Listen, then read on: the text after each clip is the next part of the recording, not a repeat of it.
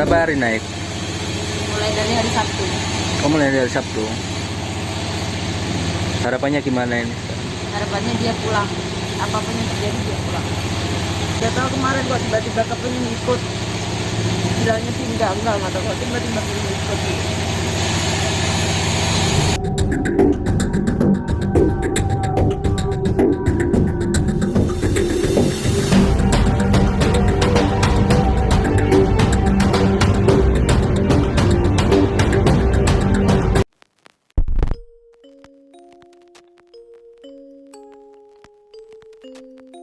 Tiba-tiba itu jalan lurus tadi itu tutup kabut hilang. Jadi aku diem kok nggak ada jalan ini, nggak sempat berpikir balik lagi atau cari jalan lain. Itu tiba-tiba itu sebelah kiri itu kabut itu membuka, Mas.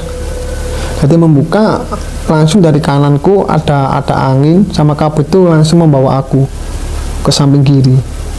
Saat itu juga aku dilepas di namanya alas lali jiwa. Mungkin sosok yang ditampilkan ke aku itu sosok-sosok bangsawan. Jadi waktu hari pertama itu aku diberikan sosok ratu wanita. Jadi ratu itu di hari pertama kali itu sosok itu ratu ya, Mas. Dia itu berjalan itu di belakangnya itu ada dayang. Di hari Selasa mau menjelang maghrib itu emang bener firasatku, datanglah sosok itu lagi, cuman sekarang bukan ratu. Jadi sekarang itu panglima seperti raja itu.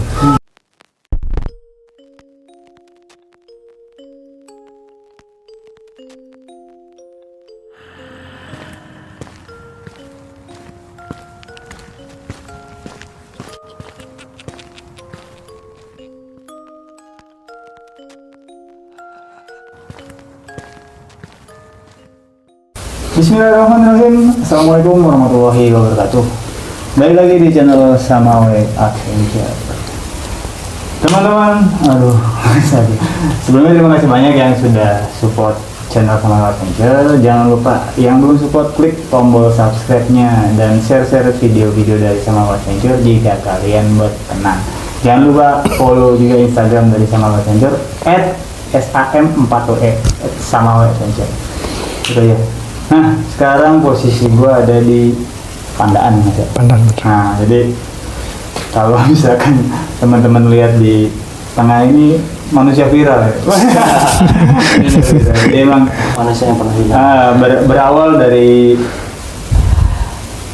kurang puas, Mas. Kurang puas mendengar cerita dari beberapa channel, akhirnya gue berusaha untuk silaturahmi deh gitu kan. Jadi dari silaturahmi itu rencananya pengen tanya lebih detail, dan Mas Naam bersedia untuk menyampaikan lebih detail. Langsung aja gue kenalin ya, Mas. Mau kenalin diri Ya nggak apa-apa. Kenalin aja. Mungkin semua sudah tahu nama saya. Tadi nama saya Muhammad Kurniawan. Tapi umumnya teman-teman pendaki itu panggilnya itu Aang. Mas Aang. Mas Aang. Mas Aang ya. Gitu terkenal Mas Aang gitu. Kalau gue kan awalnya manggilnya Mas Naam, sekarang Mas Aang lah biar teman-teman familiar juga. Sebelumnya terima kasih pas Bang Mas apa di panggilnya Samawa kalau sama panggil aja Bang. Awe lah. apa gitu, sudah jauh-jauh dari Bekasi. Dari Bekasi. Bekasi dan ya untuk tempat singgahnya harus cuma itu saja bagi saya itu. Lebih dari cukup lah. Terus yang di pojok Mas Andra mungkin mau kenalin. Nama saya Chandra. Jadi kalau buat teman-teman kan yang tahunya cuma Mas Aang tok. Mas Chandra ini siapa? Kalau Mas Chandra ini gini, teman akrab gue emang. Teman akrab. Dulu waktu aku kejadian hilang kemarin di Arjuna, dia kenapa kok juga respon banget gitu. Sebenarnya aku kan juga cerita di beberapa channel itu, memang sebelumnya aku kan pernah naik ke Arjuna jalur Purwosari tapi gagal muncak karena emang ada sesuatu itu, sudah saya ceritakan gitu.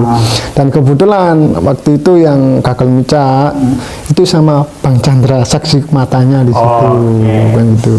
Jadi gue coba mengupas lebih detail ya. Oke, sebelum ke cerita Bang Aang sama Mas Chandra, Gue mau tahu, gue kan main ke rumah lo nih. Gue lihat kan ada kerjaan, ada CV, punya pribadi, sekarang ada usaha. Usaha apa sih mas? Kalau usaha sih usaha kecil-kecilan mas. Apa tuh? CV Backtity Solution, saya itu bergerak di bidang sistem informatika. Jadi untuk di itu faknya itu pembuatan program sama desain arsitektur. Orang IT ternyata ya. Pak Adi memang IT banget. emang dari jurusannya waktu aku kuliah dulu emang jurusan IT. Siap. Jadi buat pengusaha muda nih, Mas Anggi ini pengusaha muda. Oh enggak. Buat teman-teman yang ada kebutuhan pembuatan website, aplikasi atau apapun bisa langsung kontak Mas Aan. Nanti file atau apa sih data Instagram, email segala macam tentang Mas Aan gue tampilin di sini. Sama juga. Mas, Ya. back to story gitu. Gue pengen tahu di awal dulu deh, gitu kan? Ya. Kalau lu bilang kan kejadian yang hilang kemarin atau tersesat kemarin sebagai survivor itu jadinya sebutannya Ang survivor gitu ya. Sama Mas Chandra dulu, gue pengen tahu kenapa lu bisa naik gunung sama Mas Chandra, ataukah lu dulu cuma berdua aja atau ada orang lain? Terus ada apa waktu itu kejadian aneh pada saat lu berdua naik? Gini ya, mungkin Mas Chandra dulu ya. Boleh. Waktu itu kan emang gini, sebelum aku naik ke Purwosari, Arjuna V Purwosari yang kemarin itu yang viral itu 3 tahun atau 4 tahun yang lalu Mas Chandra. 4 tahun yang lalu. 4 tahun lalu itu 2018. aku lewat jalur situ tapi gagal. Melihat sosok Mas Aang dulu kayak apa sih? Maksudnya pada saat pendakian pertama tuh kayak apa sih? Kalau melihat Mas Aang, sebenarnya Mas Aang juga guru saya untuk mendaki. Salah satunya itu. Dari berangkat sebenarnya tidak ada masalah apa-apa sih. Cuma Mas Aang itu seperti heboh sendiri. Entah itu kelihatan siapa ya. Kayak di perjalanan itu kayak apa sih mengatakan berat itu loh Mas. Entah kayak seperti apa yang dikatakan diganggu lah. Entah itu kan kayak badan capeknya nggak mungkin tuh sampai bawa karir yang kecil sampai capek, entah itu di sini pundaknya capek sampai saya mijetin juga. Oh iya, waktu itu aku minta pijetin di pos 4 yang Semar ya, malam itu ya. Masih ingat tuh. Oke. Pada saat melihat kelakuan Mas Aang atau Mas Aang ini agak aneh segala macam, selain itu Sebenarnya saya biasa cuma kan sebagai teman saya cuma saling support kan kalau ada di kalau Mas saya itu berangkat itu enggak pernah buru-buru sih sebenarnya. Kalau capek ya istirahat kayak gitu toh. Kalau saya sih mau naik ya itu mau naik itu memang enggak feeling sih, memang mau naik sampai puncak itu enggak feeling karena itu tadi banyak yang ya Mas Naam terus pokoknya itu kelihatan apa-apa itu aneh-aneh pokoknya waktu berangkat itu aneh. Oke. Pokoknya dari sisi perilaku Mas Naam udah aneh lah ya dilihatnya sama Mas Chandra ya. Terus itu yang paling penting itu dia itu udah janji sebenarnya. Janji apa Mas? Terakhir naik pas itu tahun 2018 itu. Kan saya mau terakhir naik ini puncak. Habis itu saya mau jualan alat-alat aja. Itu dari situ. Masih inget ya? Alhamdulillah. Aku juga masih inget waktu itu. Saya ingat. Makanya sedikit shock. Udah janji kok berangkat lagi. Mungkin dari situ dia tidak menepati janjinya. Kayaknya loh. Oke, itu dari perilaku. Kalau misalkan ini kan bicaranya mungkin agak ke horor ya Mas, agak ke mistis-mistis. Kalau orang awam kan tahunya kalau mistis itu penampakan segala macam. Waktu itu naik gunung berdua. Berenam sih. Pernah. Maka berenam. Sempat lihat sesuatu makhluk astral atau apa? Nggak ada sih kalau saya. Saya alhamdulillah kalau saya itu aman gitu. Nah itu cuma Mas Naam aja. Saya aman. Mas Naam. Meskipun saya belajaran. Padahal lagi belajar. Mas Naam. Iya. Diceritain sebagian nih sama Mas Chandra. Mas Chandra ngerasa aman, cuman hanya ngelihat gelagatnya Mas Naam yang agak berbeda gitu kan, jadi kayak aneh gitu. Pokoknya sampai Mas Chandra ini punya feeling bahwa ini kayaknya muncak ya. Mas Naam sendiri pada saat pendakian pertama tuh ngerasain apa sih? Kalau pendakian yang pertama maksud saya itu Arjuna via Purwosari emang ya. Waktu itu kita nggak tahu ya kok waktu itu kita kok ngambil jalur Purwosari itu lupa aku. Oh itu teman dari Wonorejo. Oh teman kamu ya minta dulu ya terus yakin aku gabungan gitu. Aku juga waktu itu memang kepingin jalur Purwosari. Sebelumnya belum pernah jalur Purwosari, emang minta coba. Tapi waktu itu sih di dalam perjalanan itu sih aku nggak ada masalah di perizinan. Masih ingat perizinan itu masih di sebelah kiri Mas Incan ya, masih kecil. Aku kemarin itu sudah berbeda, di sebelah kanan sudah bagus ya. Dan di apa namanya itu, kamu ingat masih di sebelum yang Taboga. Nah, sebelum itu ada bang, sekarang ada kayak gapura itu, cuma jadi bambu, bagus sekarang itu. Dan di situ waktu itu bang, aku itu kayak agak berat kan gitu. Jadi waktu itu kan aku bawa perlengkapan lengkap, emang semua hampir logistik. Terus habis itu tenda itu ikut aku ya. Pokoknya aku yang kari yang paling besar dan paling berat. Saya pikir saya sendiri kan Pak Nitan menganggap apa itu? Saya sama guru saya. Bukan merasa seperti itu. Ya, Memang basicnya memang lagi mandiri lah ya. Emang waktu itu aku kan bawa carrier bag yang besar. Di situ memang sudah lengkap logistik sama apa namanya itu tenda. Jadi aku bawa yang paling berat dan paling besar. Aku waktu itu trekking di sampai Eyangan Taboga itu kayak aku tuh berat sekali mas. Cuman saya pikir kan emang aku bawa carrier yang paling berat gitu. Aku terus lanjut aja aku. Sempet diem itu di mana Jam? Tampono. Ya kita mau masuk ke Tampono. Kalau di situ kan ke jalur kanan kan Putu Lesung. Nah itu kalau kita ambil carry itu sempat berhenti sebentar. Aku minta berhenti karena merasa kok capek gitu loh. Tapi teman-teman kok sehat aja kan gitu. Cuman ya tak lanjut. Tak pikir aku balik apa namanya itu karir yang paling berat. Habis itu lanjut setelah Tampono ya. Aku minta ganti. Sudah merasa kayak lelah gitu loh. Jadi waktu itu tas aku itu aku ganti sama Bang Chandra. Akhirnya Bang Chandra itu bawa carrierku yang paling berat, sedangkan aku pakai carrier yang kecil dan ringan. Tapi saya rasakan berjalan itu kok sama. Bebannya sama. Bahkan waktu itu aku juga di bawah. Maksud saya aku di belakangnya Bang Chandra. Bang Chandra bawa carrier yang berat itu ya, terus di depanku ya. Kok gini rasanya itu. Tapi ya saya rasakan memang berat. Tapi alhamdulillah kita sampai di Makutoromo ya. Di Makutoromo bang. Di Makutoromo kita ya nggak ada masalah. Emang waktu itu emang pengen summit. Summit jam berapa bang Chandra? Jam 11? 11-12an ya? Cuma ada berangkat gitu. Oh ya sempet Berangkat belakangan iya benar. Rombongan terakhir itu ya kita ya? Iya paling terakhir itu. Tapi saya itu mau capek. Di situ kan saya juga karena masih awam ya. Mas udah usah buru-buru lah, biarin kalau teman-teman mau berangkat duluan. Tentu mau menikmati ya, itu. Akhirnya berangkat paling belakang sambil makan. Iya. Berdua. Sambil makan itu, habis makan baru berangkat terakhir kok. Pokoknya saya menurut Mas Akam lah. Jadi aku berangkat malam kita sama itu nggak ada masalah.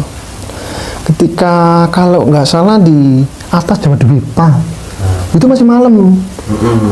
Di atas Jawa Dwipa itu masih malam. Habis itu kalau nggak salah sih kita itu diem. Aku diem. Terus kita rokokan mas. Kita rokok berhenti. Aku jalan. Tak pikir Bang Chandra ngikuti aku. Ternyata dia itu diem. Aku jalan. Tiba di atas. Kalau nggak salah itu ya masih di Jawa Dwipa lah, di atasnya sedikit. Pas 7 ya Jawa Dwipa ya. Pas 7 bang. Pas 7. Habis itu di hutan itu aku itu dilihatin ya sosok apa namanya ya, kalau kamu tahu sendiri Bang Chandra ya, cuman diem kamu itu. Apa tuh? Sebenarnya aku tak pikir aku itu Bang Chandra di belakangku, tapi waktu perjalanan Bang Chandra itu ternyata masih diem sambil istirahat sambil ngerokok. Aku tetap jalan dan aku naik turun juga. Aku naik itu kan, kamu kan nggak sama aku, kamu kan masih istirahat.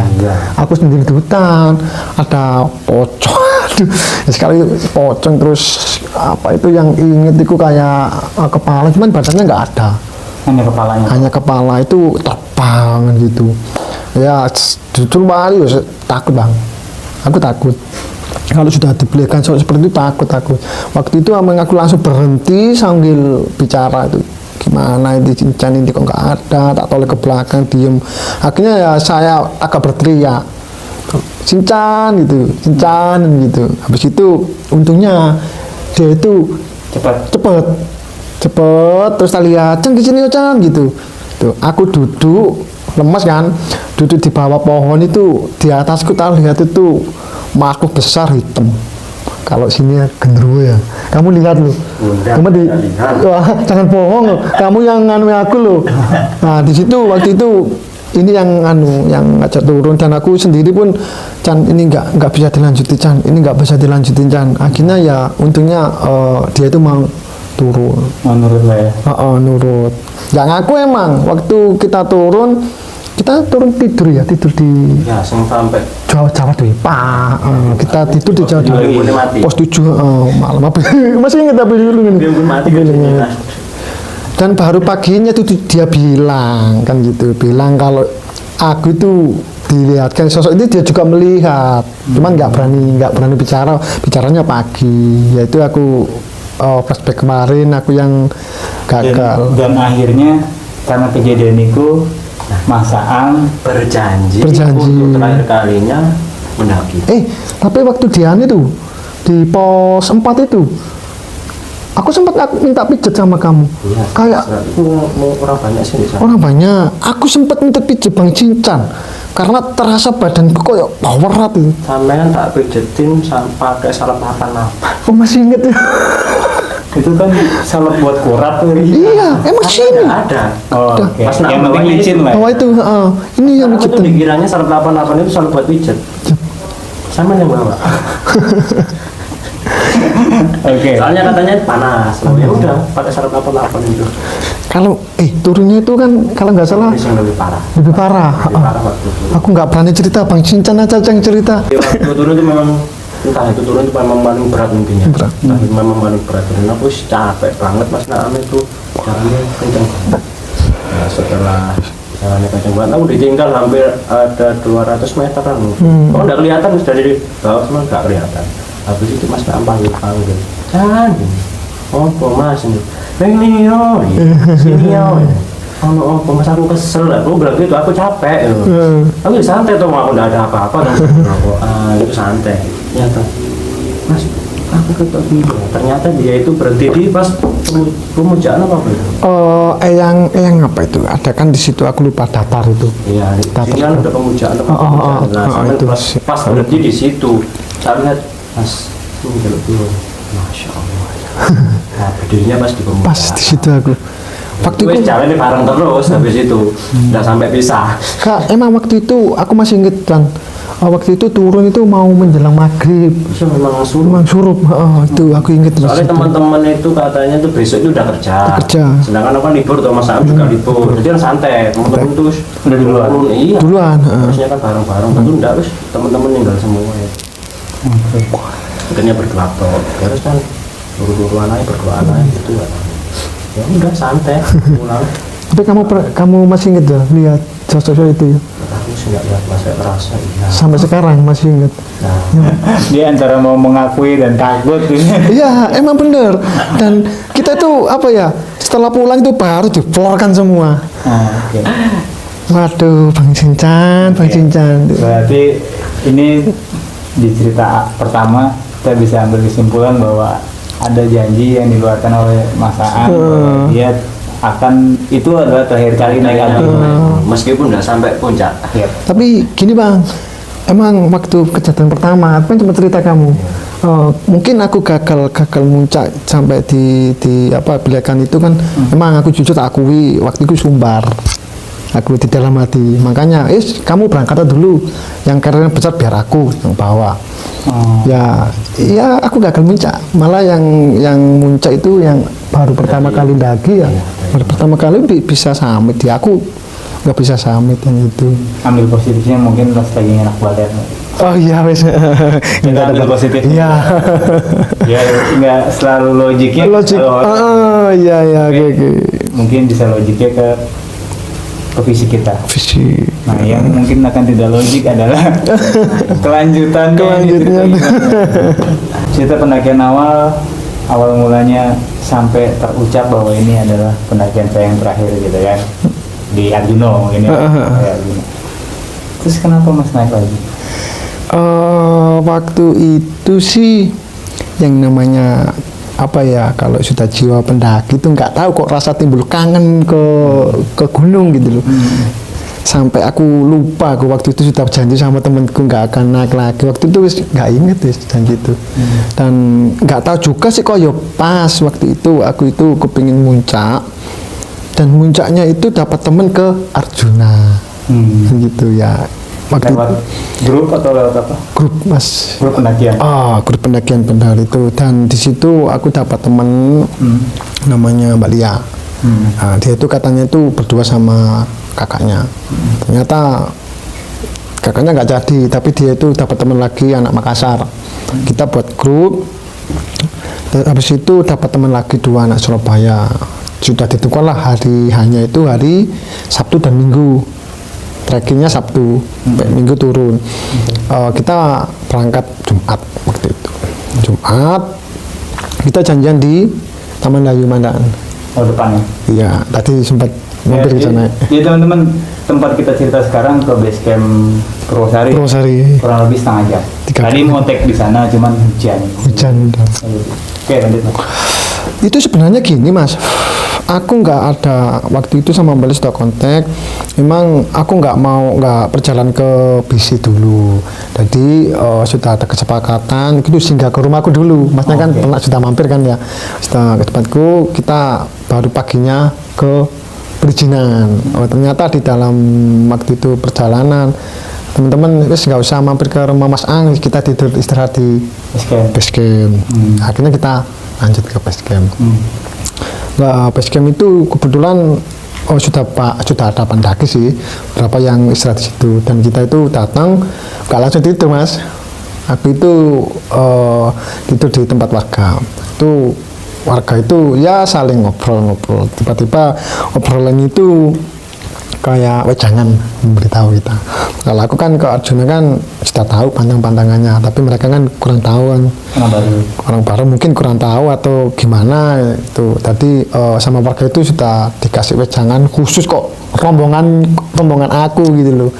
Terutama tuh ganjil, terus dominan warna merah. Kebetulan waktu itu emang Mbak Lia pakai baju merah, dominan warna merah emang. Terus dan hal-hal yang lain seperti jaga perkataan ucapan, dan satu yang paling aku ingat itu di terakhir warga itu berbicara gunung lagi tidak bersahabat kan gitu. Itu aku ingat, oh iya ya. Tapi aku habis itu bercerita sebenarnya aku dulu sempat kesini Pak, cuman aku gagal, dalam arti gagal muncak karena ada sesuatu hal mistik. Aku sudah bercerita sama apa namanya warga, dan sebelumnya pun juga cerita juga sama teman-teman, tapi mereka tahu kalau aku sudah tahu jalur itu tapi gagal muncak. Aku trekking itu pagi Mas, jam 8:30, tapi kita ganjal kan. Tapi sempat waktu itu Mbak Lia cari apa namanya itu, cari teman gandengan. Kebetulan waktu itu ada anak Pasuruan kalau nggak salah itu, dia yang kontak mau gabung, anak itu 3. Nanti totalnya kan 8 nggak ganjil, tapi ternyata di perizinan agak ribet. Teman itu belum online. Nggak, ada beberapa yang 2 yang nggak bawa surat daftar. Jadi di proses perizinan itu wis lama. Akhirnya nggak tahu waktu itu berangkat aja. Cuman antisipasi waktu itu dari bawah sudah aku bawa apa namanya itu tongkat. Jadi untuk mengantisipasi hal ganjil kan, mitosnya seperti itu kan. Tongkat hal ganjil. Memanipulasi jumlah. Terus untuk bajunya jaketnya sudah kita lepas. Aku trekking itu sih nggak ada masalah Mas, sampai Makutoromo itu sampai jam 3:30. Jadi artinya bajunya Mbak Lia, baju apa jaket? Jaketnya Mbak Lia itu dicopot? Iya, sudah saya lepas, saya suruh masukkan ke dalam carrier-nya dia. Kita nggak ada masalah sama Makutoromo. Tapi untuk sebelum Makutoromo, tongkat itu sudah hilang. Aku nggak tahu hilangnya di mana, sudah nggak dalam arti itu nggak kepikiran aku kalau apa namanya itu tongkat itu nggak ada. Jadi waktu itu aku nyampe Mangkunegaran itu 3:30. Ya, seperti biasa, sebenarnya kan dari awal di perizinan itu kan sudah bilang aku nggak akan summit dan gitu. Aku nunggu di Mangkunegaran aja. Tuh. Dan ketika itu kalau kamu summit itu berangkat jam 12 atau jam 11 itu kalau pengen summit. Sudah di alarm Mas waktu itu. Dan nggak tahu itu tiba-tiba malam itu kok nggak ada yang bangun. Telat semua, bangun jam 3 Mas. Jam 3 aku dibangunin, kita lihat suasana sekitar Camp Mangkunegaran udah sepi. Memang rombongan itu kalau ngejar sampai memang ya jam segitu Mas, jam 11-12. Jauh banget ya. Aduh, tadi aku keluar, suasana hutan juga gunung nggak dingin Mas. Mungkin musim penghujan. Dan aku juga nggak tega kok sepi kan gitu. Kita rombongan terakhirnya aku ikut summit. Nemenin. Aku nggak tega gitu. Kita summit bareng, akhirnya nggak masalah sih Mas. Nggak ada masalah kita itu perjalanan sampai di sebenarnya ada Mas. Terus sudah di apa namanya di Candi Sepilar itu ada hal-hal mistis, cuman aku nggak akan nyebutin. Nah, itu ya, karena privasi kan itu privasi. Terus kita itu di atas Jawa Dwipa itu kita bersenda gurau. Candaan aku itu didengar oleh Mbak Lia. Jadi dia itu Mas Aang, tadi Mas Aang tidur di mana? Tenda siapa? Loh, aku tidur di tendanya Mas Bayu sama Mas Ilham. Jadi kebetulan sebelumnya kan emang kan kita bawa 2 tenda, tenda besar sama tenda kecil. Tenda besar diisi aku, Mbak Lia sama anak Makassar. Tenda kecil diisi orang tua, Bayu sama Ilham. Dan kebetulan aku tidur di tenda kecil malam itu. Kok nggak tahu ya, kok nggak minat di tidur tenda besar. Dan candaanku waktu itu tidur Mbak Lia. Ini kan Mbak Lia tanya, Mas Aang tadi malam tidur di mana? Loh, aku tidur di tempatnya Mas Bayu gitu. Loh, lah yang tidur sama aku tadi siapa tadi malam? Loh, ya nggak tahu. Aku tidur sama Mas Bayu sama Mas Ilham. Loh, bener lah, iya. Yang pakai SBP itu siapa? Loh, saya. Soalnya SBP memang itu punya saya. Waktu SBP pernah inget nggak pakai? SBP. Sebelumnya emang saya bawa pakai SBP itu ini Bang Chandra. SBP lama itu emang. Lama. Udah lama. Pemberian tuh Mas? Atau beli sendiri? Itu pemberian, pemberian dan ya sudah masa lalu kan gitu Bang ya. Intinya dari pemberian dari seseorang intinya gitu. Jadi emang benar tebakan Mbak Lia itu benar, SB itu warna pink, tapi SB itu tak keluarin Bang. Jadi ketika mereka tidur semua, kan aku yang tinggal terakhirnya belum tidur, karena waktu itu aku lagi ngopi sama rombongan lain. Aku tidur terakhir dan baru kali itu aku ngeluarin SB di dalam care. Jadi nggak ada yang tahu SB ku warna pink. Tapi kok tahu kan gitu. Yang tidur sama aku tadi siapa ya nggak tahu. Tapi aku ya nggak merasa hal aneh. Tapi kan aku kan nggak tidur di tempat di tenda Mbak Lia. Cuman nggak tahu sih firasat apa namanya Mbak Lia seperti apa kan, individu masing-masing yang masalah itu. Aku nggak ada masalah kok itu. Jadi tetap aja jalan. Dan alhamdulillah Mas sampai puncak aku. Dan baru kali itu jalur Pulau-Sari aku sampai puncak. Padahal dekat dari rumah. Dekat dari rumah. Cuma sebelumnya sudah sampai puncak. Cuman jalurnya beda. Jalur Welirang turun di Lawang kan gitu. Baru kali itu alhamdulillah aku sampai puncak itu jam 12. Jam 12 siang. Sekitar 30 menit di atas agak lama. Cuaca emang mendung waktu itu. Mendung, hujan. Gitu. Jadi sebelum nyampe di puncak itu aku di atas Pelewangan itu menyalip 2 rombongan Mas. 2 rombongan dari Jogja sama Pasuruan. Dan waktu itu emang sudah saatnya yang dari puncak turun. Jadi banyak rombongan yang sudah mulai turun, yang sampai malam itu sudah turun. Tinggal aku rombongan terakhir itu malah aku nyalip 2 rombongan dari Jogja dan Pasuruan.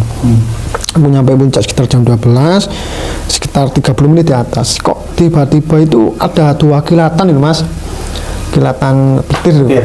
Aku langsung, kilatan ini kok aneh kan gitu kan. Coba aku agak merinding Bang Tarno.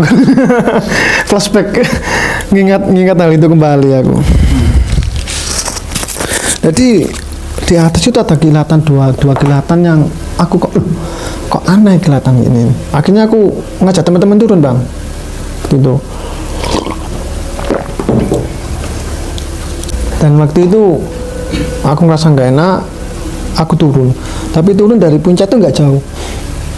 Alhamdulillah teman-teman itu ikut turun. Mungkin mereka takut atau gimana, emang saya pancing seperti itu.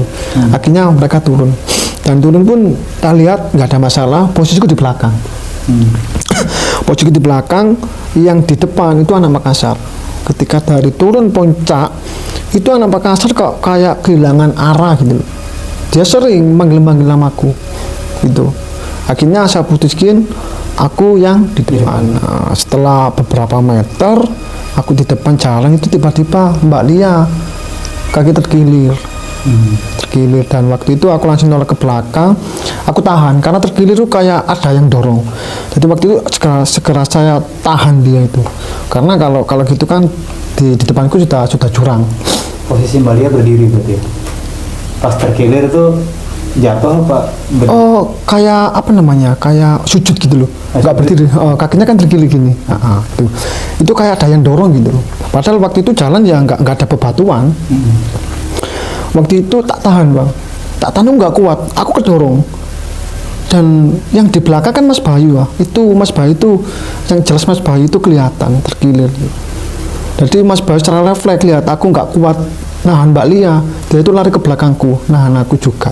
Jadi waktu itu Mbak Lia terkilir itu kayak ada yang dorong, itu ditahan 2 orang, aku sama Mas Bayu. Sebelahnya jurang. Di bawahnya jurang, langsung. Kalau nggak dianu ya lepas jurang, tuh. Ini kita tahan. Waktu itu Mbak Lia saya suruh pegang rumput, dan akhirnya kita berhenti. Tuh, ketika berhenti, kakinya itu tak bener Mas. Tak tarik kayak ada yang megang gitu loh. Berat gitu. Dan aku lihat itu katanya Mbak Lia itu kakinya nggak bisa digerakkan. Waktu itu kan Mbak Lia kan sadar, kata Mbak Lia kakinya nggak bisa digerakkan gitu loh. Aku nggak bisa digerakkan, biarin nggak apa-apa wis. Akhirnya oke, nggak masalah, sudah oke. Kakinya terkilir sudah aku benahi, tak angkat gitu, tak popong. Yang namanya waktu itu kan sudah hujan Mas. Ketika tak popong, aku sering jatuh. Langsung wah ini nggak bisa ini. Dengan kondisi seperti ini, waktu seperti ini nggak bisa turun ke bawah ini, sering jatuh. Akhirnya aku popong dia, dia tuh pingsan, panik Mas, pingsan. Aku segera carikan tempat kayak di situ kan ada batuan tak taruh situ supaya angin hujan badai nggak kena tubuhnya. Akhirnya popong taruh situ, tak lihat nadinya itu nggak ada, entah itu hipo atau apa itu. Wis kacau wis, dan segera mungkin jaketnya tak buka, tak lihat detak jantungnya masih ada, cuma semakin melemah. Sudah pikiran kacau di situ saya wis. Dan segera mungkin logistikku tak keluarkan semua. Tentunya aku kan bawa beberapa logistik sama kompor. Terus teman-teman tak kasih tahu, dan sebelumnya sudah jaketnya temen tak suruh lepas semua. Jadi tak bikin kayak flashit di atas supaya angin dan hujan tuh nggak langsung ke kepala dia. Itu memang ada yang bawa carrier cuman kosong. Tak sandarkan di bebatuan buat apa namanya badannya supaya itu rintihan dari batu nggak langsung ke badannya itu. Setelah itu mereka tak kasih tahu logistikku ini bertahan sampai pagi, sampai malam. Kalau emang aku nanti nggak dapat bantuan, pasti ada orang naik sambil minta kamu logistik buat nambah kamu untuk bertahan sampai pagi. Itu aku sudah estimasi sama teman. Terus kalau ada sinyal, waktu itu emang aku lihat masih ada sinyal punya HP-nya Mbak Lia, karena aku tak lihat kan dia itu sering update status. Kalau ada sinyal segera mungkin hubungi pos. Kita itu aku putuskan aku turun cari bantuan. Nggak coba ajak teman yang lain, nggak sendiri. Gini Mas, aku waktu itu berada di posisi sulit Mas. Yang pertama, dari waktu aku kejadian bopong Mbak Lia, aku sampai nggak kuat ke bebatuan. Orang bertiga itu ya emang masih pemula dan masih belum mencapai ketinggian seperti ke MDPL Arjuna gitu kan, lumayan tinggi, nggak dibantu itu. Ya dari situ kan aku juga kelihatan kan yang pertama. Yang kedua itu emang sempat aku ngajak tapi nggak ada respon. Tuh, aku ngajak cepat nggak ada respon. Tapi aku putuskan aku turun. Dan turun pun aku nggak mungkin ke apa namanya ya, ke posku bukan ke pos Makutoromo, karena pos itu kan apa namanya paling banyak pendaki. Aku cuman waktu itu cuman ngejar dua rombongan yang gagal muncak, Mas. Soalnya aku cuma minta bantuan logistik untuk bertahan sampai besok. Nah itu ternyata aku turun, dan dalam benakku emang Purwosari emang ketika aku naik dia itu turun. Tapi feelingku anak Jogja juga kan dua rombongan lah, Purwosari sama Jogja. Dan Jogja itu pun feeling saya dengan kondisi cuaca seperti ini, mungkin mereka itu nggak muncak, tapi ternyata itu muncak. Dan harusnya itu papasan sama aku, karena tuh jalur masih di atas Plewangan masih lurus, tapi ternyata nggak ketemu. Itu sudah saya konfirmasi sama Jogja sama Mas Bayu juga. Kata Mas Bayu juga nggak lama aku turun, tim Jogja itu naik. Ternyata itu dia itu naik. Dan waktu aku turun, Mas, memang sudah kabut itu sudah naik. Aku turun, tiba-tiba itu jalan lurus tadi itu tutup kabut, hilang. Jadi aku diem, kok nggak ada jalan ini. Nggak sempat berpikir balik lagi atau cari jalan lain. Itu tiba-tiba itu sebelah kiri itu kabut itu membuka, Mas. Jadi membuka, langsung dari kananku ada angin sama kabut itu langsung membawa aku ke samping kiri. Saat itu juga aku dilepas di namanya alas Lali Jiwo. Mungkin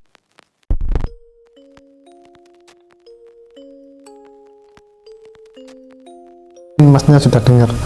Di seolah-olah ada dorongan ke kiri. Bener, waktu itu aku nggak bisa bergerak. Emang sekejap waktu itu. Aku tak pikir itu cahaya hatan pendaki malam. Ternyata bukan cahaya pendaki.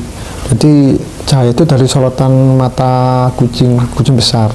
Sosok yang ditampilkan ke aku itu sosok bangsawan. Jadi waktu hari pertama itu aku diberikan sosok ratu wanita.